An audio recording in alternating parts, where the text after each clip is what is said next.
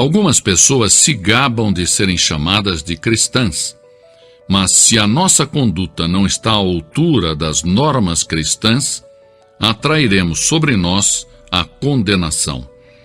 Em Apocalipse 3:1, lemos: Tens nome de que vives e estás morto. Não basta ir à igreja. Se não permitirmos que Cristo seja o Senhor, o dono da nossa vida, cairemos sob julgamento de Deus que disse: Este povo honra-me com os lábios, mas o seu coração está longe de mim. Mateus 15:8. É fácil deixar-se levar por uma corrente de entusiasmo religioso sem ter uma experiência viva e pessoal com Deus. Este mundo hostil se acha infestado de agressão, de ódio, de intriga. Os maus prosperam e em muitas partes do mundo os justos padecem. O povo se acha confuso, inseguro, se sente até azarado. Talvez nunca houve tanta prosperidade econômica acompanhada de tanta infelicidade. Falta de autodomínio, rebelião. O mundo está louco e clama pedindo a paz e a verdade. Deus derramou sobre um povo todo tipo de bênçãos, mas esse povo havia perdido a saúde espiritual.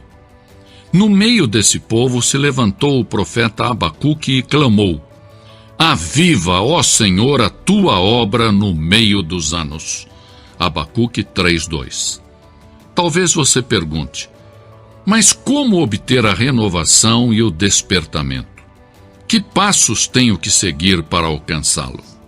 Primeiro, você deve fazer uma oração fervorosa. A Bíblia diz: se o meu povo, que se chama pelo meu nome, se humilhar e orar e buscar a minha face e se desviar dos seus maus caminhos, então, diz o Senhor, eu ouvirei dos céus, perdoarei os seus pecados e sararei a sua terra. Segundo Crônicas 7:14. Deve haver um anseio profundo de avivamento. Não um simples balbuciar de palavras ou palavreado religioso. É preciso que haja oração intensa e fervorosa. A Bíblia diz: a súplica de um justo pode muito nos seus efeitos. Tiago 5:16. Que a sua alma esteja em agonia, que corram as lágrimas, que o seu coração se angustie pelos perdidos. A palavra de Deus diz: aquele que sai chorando, levando a semente para semear, voltará com cânticos de júbilo, trazendo consigo os seus molhos. Salmos 126:6. Segundo, nós temos que abandonar os nossos pecados. A Bíblia é clara: deixe o ímpio o seu caminho e o homem maligno os seus pensamentos. Volte-se ao Senhor. Isaías 55:7. Mas antes de começar o avivamento, tem que cessar entre os crentes as disputas, prejuízos, má vontade, inveja, ciúmes, amargura, crentes criticando uns aos outros. Porque o mundo se acha perdido perante tantas discórdias, lutas e intolerância entre aqueles que dizem pertencer a Cristo. O despertamento deve começar no coração dos crentes, antes que o Evangelho possa chegar com eficácia ao mundo.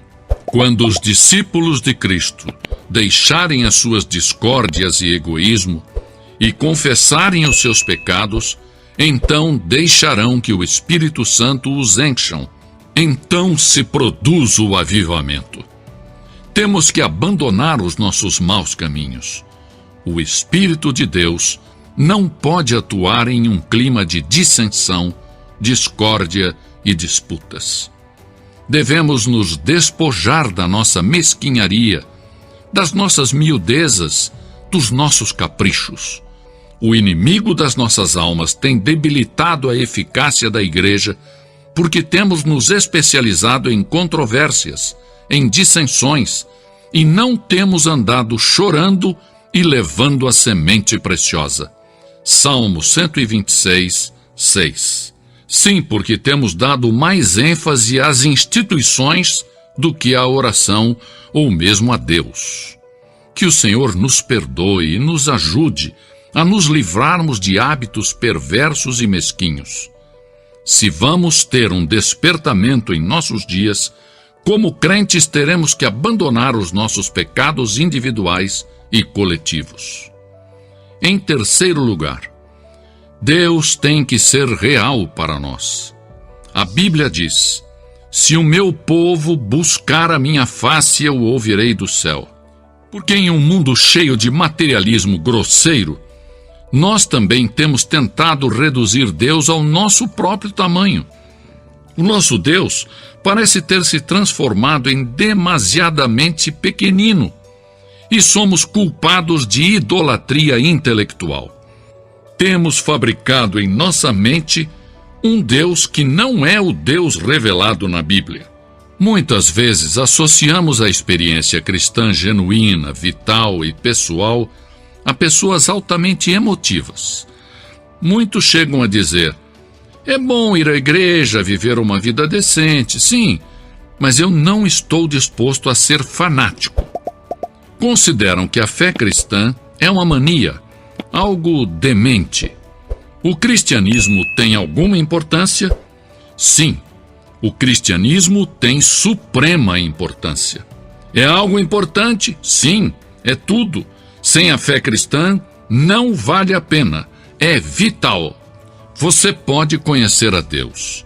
Milhares de cristãos afirmam com certeza: eu sei que já passei da morte para a vida. 1 João 3,14. Eu sei em quem tenho crido. 2 Timóteo 1,12.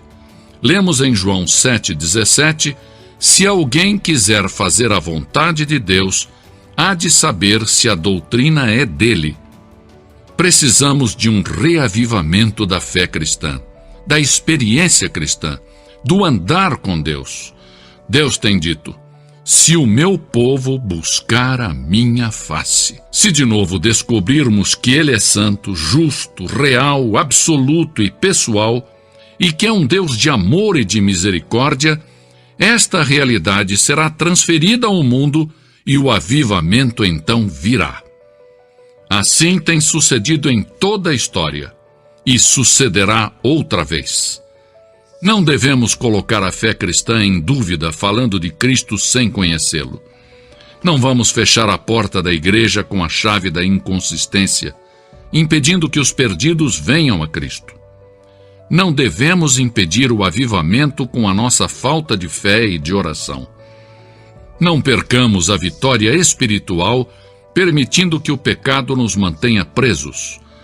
Busquemos a face de Deus e abandonemos os nossos maus caminhos, e então sim, então ouviremos a voz do céu.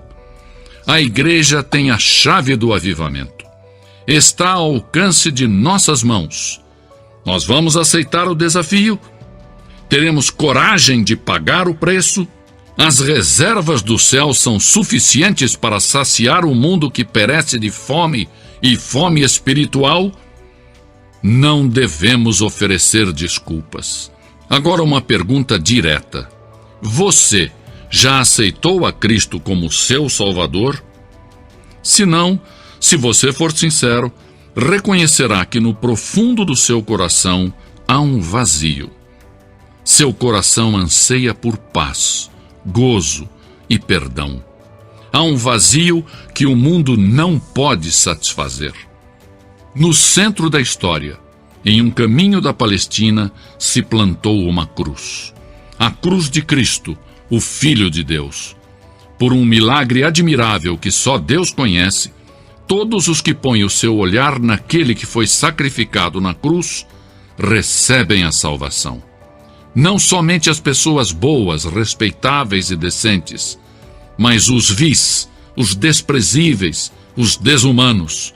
Um ladrão que agonizava junto com Jesus, pôs nele o olhar de fé e recebeu a segurança da vida eterna. Você já se sentiu como se estivesse em uma corrida contra o tempo, lutando para tentar equilibrar a sua vida agitada enquanto a sua vida espiritual parece estar cada dia mais distante? Há quase 2 anos eu tenho ajudado mais de 1,5 milhão de pessoas através das minhas redes sociais a desenvolver a sua vida espiritual. E com isso eu criei uma ferramenta chamada Manual do Devocional, que será um guia para você orar e ler a Bíblia todos os dias. Com o Manual do Devocional você vai acabar de uma vez por todas com a procrastinação e também fazer você orar com mais eficácia e ter mais profundidade na leitura da palavra. Nele eu vou te mostrar um método que eu uso diariamente no meu devocional que tem transformado completamente a minha caminhada. E eu desejo que a sua vida seja transformada também. Além disso, se você adquirir agora, eu vou te dar 2 bônus exclusivos. O meu livro digital Planos de Leitura da Bíblia, 5 planos para você ler a Bíblia toda. E também o meu livro digital chamado Orações Bíblicas, um guia com orações bíblicas para você utilizar no seu devocional. Por isso, não perca tempo e adquira agora o Manual do Devocional.